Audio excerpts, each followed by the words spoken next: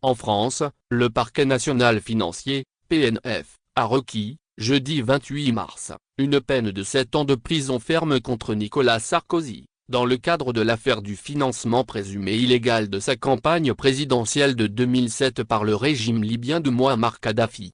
L'ancien président français, aujourd'hui mis en examen dans ce dossier, est poursuivi pour corruption passive, financement illégal de campagne électorale, recel de détournement de fonds publics et association de malfaiteurs. En plus de la peine de prison, le PNF a demandé une amende de 300 000 € et une interdiction de 5 ans des droits civiques, civils et de famille, ce qui l'empêcherait de se présenter à une élection ou d'exercer une fonction publique. Les procureurs estiment que Nicolas Sarkozy a bénéficié d'un pacte de corruption avec le régime de Kadhafi. L'accusation s'appuie sur plusieurs éléments, notamment des documents des services de renseignement libyens, des témoignages de proches collaborateurs et les déclarations, puis la rétractation, de l'homme d'affaires franco-libanais Yatta Kidine, qui avait affirmé avoir transporté des valises d'argent liquide de Tripoli à Paris.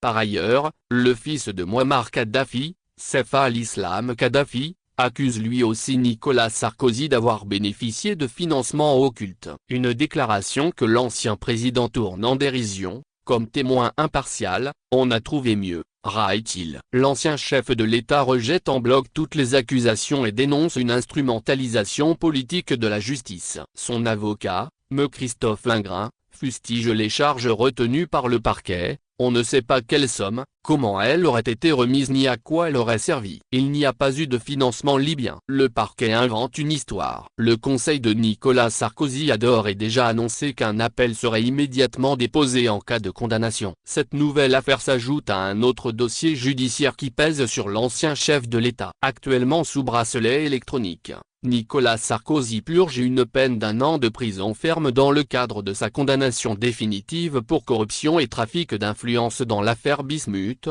aussi connue sous le nom d'affaire des écoutes. Actualité Afrique Éditoriale France.